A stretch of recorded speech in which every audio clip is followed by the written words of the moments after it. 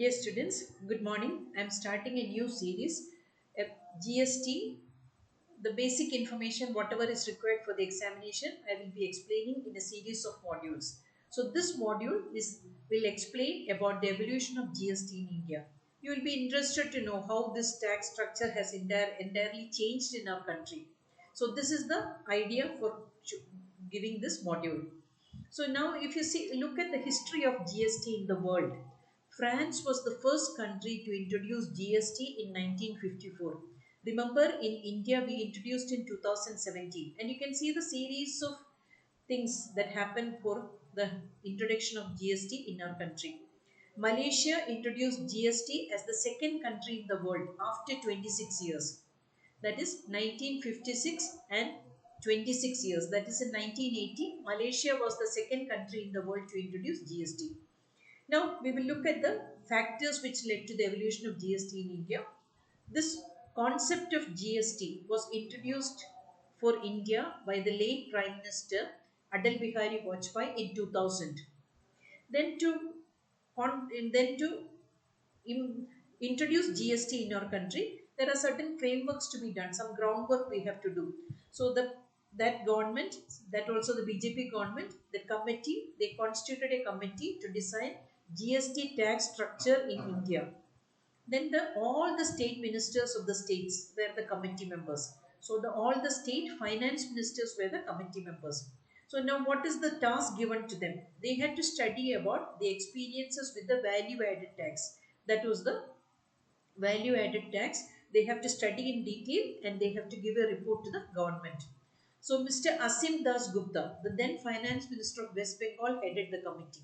So he was the chairman of the committee and he continued to be the chairman till 2011.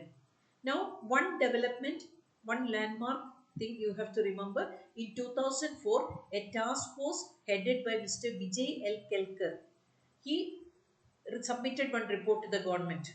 So what was the main finding of that report was reported that the committee reported that Mr. Vijay's committee, Vijay L. Kelkar's committee reported that there are many loopholes in the existing indirect tax system of our country, that is India.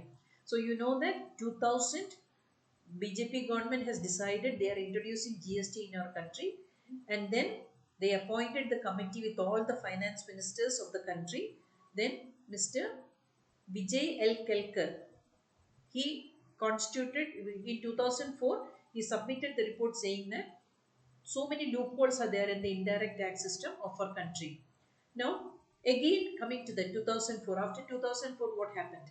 Union Budget 2005, there was a mention about introducing GST in our country. So this, who has announced this? At that times, Congress was in power and Mr. Chidambaram announced that introducing GST in India. Now on 1st April 2010, the 2010 will be the tentative date to introduce GST. That was the announcement made by Mr. Chidambaram at that budget when he presented the union budget in 2005. So 2000 they decided, 2010 they are thinking that they are going to introduce GST in our country. So two governments also changed by then. First, when the concept has come from BJP government, late Mr. Atal Bihari Vajpayee as the Prime Minister. Then that introduction stage, the latest stage, the Congress government came to power and they introduced they mentioned that, or they announced that 2010 will be the tentative date to announce GST in our country. So Mr. Chidambaram again repeated this announcement in the 2007 budget. So 2005 and 2007 there were announcements about GST, and 2010 April 1st they kept as the tentative date to introduce GST in India. In 2009 speech, late Mr. Pranab Mukherjee also repeated this GST, introducing GST by next year, because 2009, 2010 will be the next year. They have given the tentative date by the Congress government. So this, in the budget speech of 2009, late Mr. Pranab Mukherjee gave the GST structure. What will be the GST structure? Because each country is following according to their requirements. So what will be the GST structure for India was given in the 2009 budget speech. In 2011, central government introduced the Mission Mode program for GST. Mission Mode program for GST they have introduced. And one important landmark here to remember, that budgetary allocation of rupees 1333 crore to computerize commercial taxes. Now you know that GST is completely computerized. So here, computerization of commercial taxes. Central government had a budgetary allocation of 1,333 crore. Now in 2011, GST bill was introduced in Parliament. So this was by Congress government, but it was protested by opposition parties, and bill sent to a standing committee. They were not able to approve that bill in the Parliament.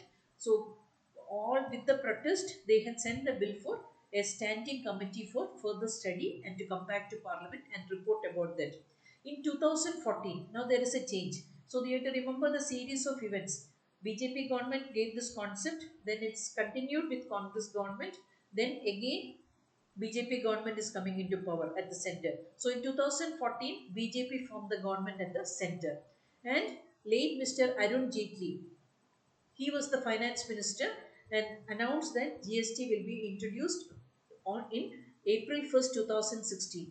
So 2010, Congress government gave that date, that was not materialized. Now 2016, BJP is giving the tentative date as 2016. So the Ministry of Finance introduced the draft model of GST in June 2016. Both the houses of parliament approved the bill also. So when BJP government presented this, they had the majority in the parliament and it was easy for them to approve that bill. Now, in September 2016, President gave consent to the bill. Always you have to remember that if they have to come as a bill, both the houses of parliament has to approve. After that, Honorable President of India has to approve that. Then only it will become an act. So, after President gave the consent to the bill, GST Act was passed in our country on 1st July 2017. So, this date is important. 1st July 2017. We will still ask questions when they come for interview. So when was GST introduced in our country? So this date is very important, July 1st, 2017.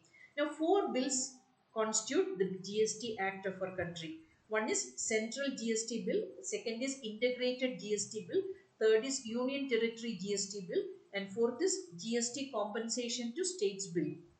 Now, the one important point you have to remember that whenever you read about GST, you can see that GST Act was passed as a constitutional amendment. So, what is constitutional amendment? Earlier, anything if they want to do in our country, there should be power provided by the constitution. Regarding tax, center and state were having separate powers. See, for example, states were not having any power to collect tax on services. Income tax was collected by the central government. Income tax now also it's collected by the central government. So then you have to remember that interstate supply only they used to collect the indirect tax. Otherwise, center was collecting separately, state was collecting separately. Now, when GST was introduced in the country, one tax, one indirect tax for the entire country. So if the center and state has to get the power to collect and charge GST for the goods and services produced in and sold within the state, outside the state. However, they are going to do that. There was a change in constitution. So that is very important. GST Act was passed by 122nd Amendment of the Constitution of India. So Constitution of India also changed to introduce this indirect tax system, that is the GST Act. So this will give you a brief idea about the GST and the evolution of GST in our country. And I will be explaining the other concepts in the coming modules. Thank you.